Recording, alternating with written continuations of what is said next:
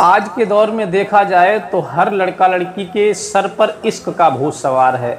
वो इश्क में पड़ने के बाद में ना तो घर वालों की बात मानते हैं, ना परिवार वालों की बात मानते हैं, ना रिश्तेदारों की बात मानते हैं, और फिर वो अपने घर वालों के खिलाफ जाकर के शादी रचा लेते हैं। और फिर कुछ ही दिन बीत पाते हैं तब उनके साथ ऐसी अनहोनी घटना घटती है कि लोग सुनते हैं तो उनका कलेजा हिल जाता है। क्योंकि जो माँ बाप अपने बच्चे को कलेजे से लगा करके इतनी मुसीबत उठा करके उन बच्चों को पालते हैं, और फिर वही बच्चे माँ बाप की बात नहीं मानते हैं और फिर उनके साथ अनहोनी घटनाएं घटती हैं, तब उनके साथ क्या बीतती है माँ बाप की, ये तो माँ बाप ही जानते होंगे। ऐसी ही एक घटना उत्तर दिल्ली के बुरारी की है, जहाँ पर एक अमन नाम का व्यक्ति रहता था, जिसकी उम्र लगभग 25 वर्ष की थी, और उसका प्रेम प्रसंग जो था वो अनुप्रिया नाम की लड़की के साथ चल रहा था।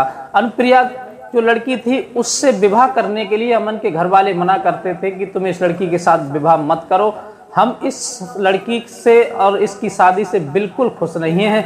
उधर अनुप्रिया के घर वाले भी इस बात को मना करते थे कि बेटी तुम इस लड़के के साथ शादी मत करो, इसके साथ शादी करोगी हम तुम्हारा सहयोग नहीं करेंगे और ना ही तुम्हारा साथ देंगे। लेकिन अनुप्रिया के ऊपर इश्क का भूत सवार था और इधर अमन के ऊपर भी इश्क का भूत सवार था। वो एक दूसरे की अपने घर वालों की बात को नहीं मानते हैं और एक दूसरे का साथ नहीं छोड़ते हैं। तब वो घर से भाग करके कहीं पर मंदिर में शादी कर लेते हैं, और शादी करने के बाद में उनके पास कोई घर भी नहीं है कि किसी घर में रहें।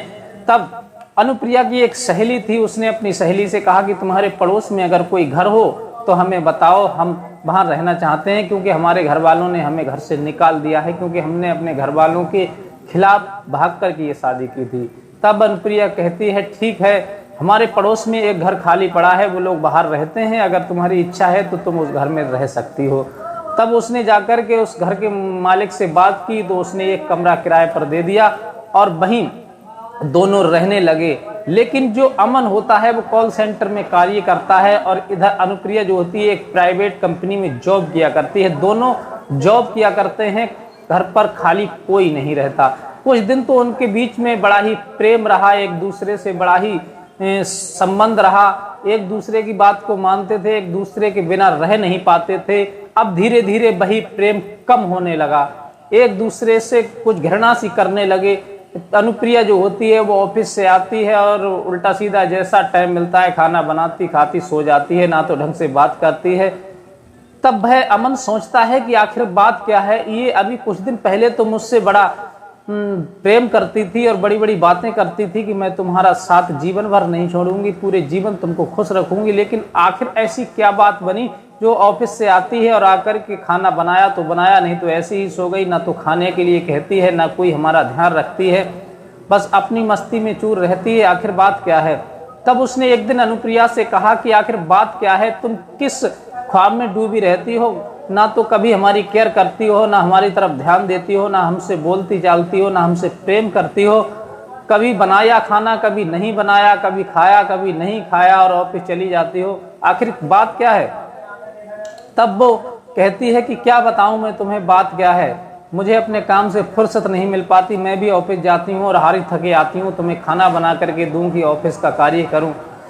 लेकिन साथियों एक बात और मैं आपको बता दूं कि जिस घर में औरत कार्य करने लगती है तो वो सारे घर को ताना दिया करती है, लेकिन उसी घर में अगर मर्द कार्य करता है, मर्द कमा करके लाता है, तो वो किसी को ताना नहीं देता, पूरे परिवार का पालन पोषण करता है, पूरे परिवार के दुख सुख में ध्यान रखता है। लेकिन औरत अगर कमाई करके लाती है तो पूरे घर को ताना दे दे करके दिमाग को हिला करके रख देती है। अनुप्रिया भी अपने कमाई के उसमें चूर रहने लगी कि मैं कमाई करके लाती हूँ और इन्हें भी खाना बना करके खिलाऊं, मुझसे इतना काम नहीं होगा। अब वो प्यार तो बहुत कम हो गया जो एक दूसरे के साथ मरने जीने की कस्में खाते थे, साथ निभाने की कस्में खाते थे। तब वह एक दिन ऐसे ही चला जाता है और फिर रात्रि में 2 बजे कॉल सेंटर से लौट करके वापस आता है तो क्या देखता है कि उसकी पत्नी जो होती सोई हुई थी। वो काफ़ी आवाज़ें देता रहा, लेकिन ना तो खाना था बना हुआ रखा था और ना ही कोई व्यवस्था और थी नाश्ता पानी की। अनुप्रिया सोई हुई थी, वो आया चुपचाप भूखा प्यासा सो गया और सवेरे को लगभग 11 बजे उसकी आंख जब खुलती है तो क्या देखता है कि फ्रिज पे एक पर्चा रखा हुआ है और उस पर्चे में लिखा हुआ था कि खाना फ्रिज में रखा हुआ है, आटा लगा रखा हुआ है, सब्जी बनी रखी हुई है, आप खाओ तो रोटियां सेंक लेना, मैं ऑफिस जा रही हूँ। यह बात सुनकर के वो बहुत परेशान हो जाता है, कहता है कि अब कैसे जीवन कटेगा, क्योंकि ये तो बहुत ही ज़्यादा सर पर सवार होती जा रही है, इससे मैंने भला प्यार किया।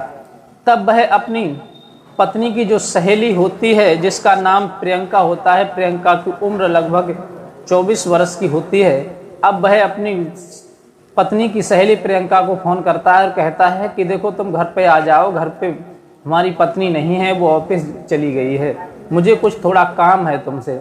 और तब वो कहती है कि तुम मुझे यहाँ लेने के लिए आ जाओ, मैं अकेली नहीं आ सकती। तब वह उसे लेकर के आता है और अपने घर में जब लेकर के आता है तो उसके पत्नी के जो कपड़े थे वो कपड़े फैले हुए पड़े थे, चारों तरफ अंडरगारमेंट था, ब्रा वगैरह था। लेकिन एक बात और मैं आपको बता दूं, जब उसकी पत्नी अनुप्रिया ऑफिस को चली गई थी तब वो जो घर में अकेला रह गया था अमन, तब उसने एक VF फिल्म देखी थी और उस फिल्म को देखने के बाद उसका दिमाग घूम गया और उसने मन में विचार बनाया, क्यों ना मैं अपनी पत्नी की सहेली प्रियंका के साथ इसी प्रकार से सेक्स करूं जिस प्रकार से इस फिल्म में किया जा रहा है।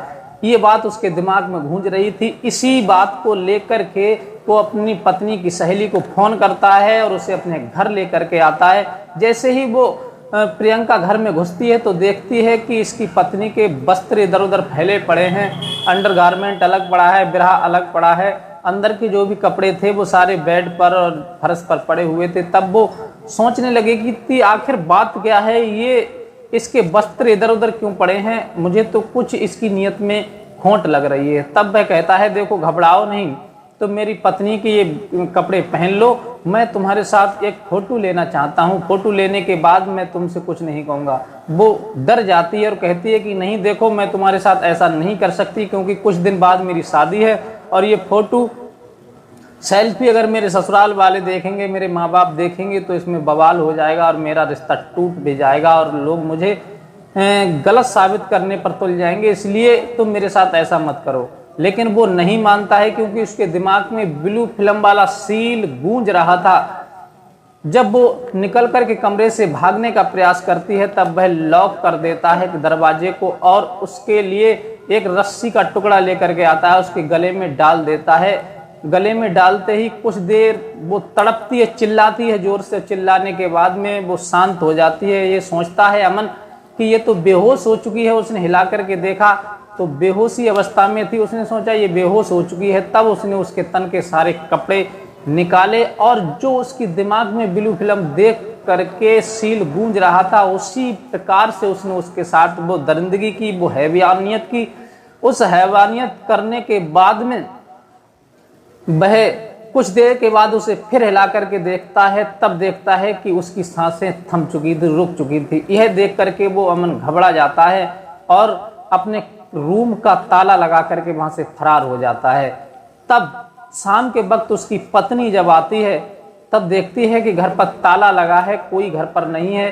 काफी देर इंतजार करने के बाद उसे फोन करती है, फोन नहीं लगता है। तब वो आस पड़ोसियों को बुला करके उस ताले को तोड़वाती है। घर में देखती है कि घर में जब कमरे में अंदर प्रवेश करती है तो उसने क्या देखा कि उसकी सहेली प्रियंका जो है मरी पड़ी है, बुरी स्थिति में पड़ी है, सारे वस्त्र इधर उधर फैले हुए हैं और उसके कपड़े भी इधर उधर फैले हुए हैं। यह देख करके वो चिल्लाने लगती है, सारे मोहल्ले के लोग एकत्र हो जाते हैं।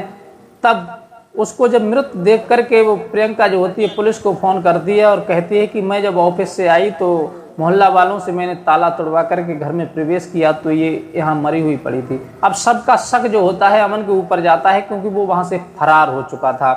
पुलिस अब अमन की तलाश करती है। उसके फोन कॉल के द्वारा, उसकी लोकेशन के द्वारा जब उसे ट्रस्ट किया जाता है तो उसकी लोकेशन लखनऊ में प्राप्त होती है। लखनऊ पुलिस जब लखनऊ की पुलिस से संपर्क करती है तब उसे उसकी ट्रस्ट लोकेशन जब निकाली जाती है तब वो दूसरे शहर में पहुंच जाता है। तब दूसरे शहर में जाकर के पुलिस उसे धर दबोचती है और तब वह पुलिस पकड़ करके लाती है और उससे पूछती है कि आखिर तुमने ऐसा क्यों किया था। तब उसने बताया कि मेरी पत्नी मुझसे प्रेम नहीं करती थी, प्यार नहीं करती थी और ये ऑफिस को चली जाया करती थी, मेरी केयर नहीं करती थी। तब मैंने एक ब्लू फिल्म देखी और वो सील मेरे दिमाग में गूंज गया। मैंने विचार किया कि क्यों ना मैं अपनी पत्नी की सहेली के साथ ये शारीरिक संबंध बनाऊं, यही तरीका से मैं भी सेक्स करूं। लेकिन ये राजी नहीं हुई। तब मैंने इन्हें डरपाने के लिए, इन्हें अचेत करने के लिए गले में रस्सी का फंदा डाल दिया, लेकिन धोखे धोखे में मर गई। मुझे नहीं पता था कि इनकी मृत्यु हो जाएगी। तब पुलिस ने उसके बयानों के आधार पर मुकदमा दर्ज करके उसके परिवार वालों को बुला करके पोस्टमार्टम करा करके उसे, अमन को, जेल में डाल दिया। साथियों, ये गलत कहते हैं ना कि बुरे का नतीजा बुरा ही होता है, और उसने जब गलत फिल्म देखी, गलत फिल्म देखने के बाद उसके साथ भी गलत हो गया। हमेशा अगर प्यार करें किसी के साथ तो उसके साथ सच्चा प्रेम करें, हमेशा जीवन भर उसका साथ निभाएं। एक दूसरे से प्रेम करने में ही भलाई है। भला नई नई लड़कियों को बदलने में या नए नए पुरुषों को बदलने में कुछ नहीं होता। सिवाय बर्बादी और बदनामी के अलावा कुछ हासिल नहीं होता है। जो प्यार आपकी पत्नी देगी वही दूसरी औरत देगी, तो भला दूसरे के चक्कर में पड़ने की क्या जरूरत है, अपने जीवन को बर्बाद और तबाह करने की क्या जरूरत है। इसमें अमन की कितनी गलती थी या उसकी पत्नी अनुप्रिया की कितनी गलती थी, ये अपनी राय हमें कमेंट बॉक्स में लिख सकते हैं। अगर आपको हमारी ये वीडियो अच्छी लगती हो तो हमारी इस वीडियो को शेयर अपने दोस्तों को जरूर कर दिया करें और हमारे चैनल को सब्सक्राइब जरूर कर लिया करें। साथियों, इस प्रकार की समाज में ऐसी ऐसी घटनाएं घटती रहती हैं। इन घटनाओं से सतर्क रहें, सुरक्षित रहें और मिलते हैं किसी अन्य सच्ची घटना के साथ। तब तक के लिए नमस्कार।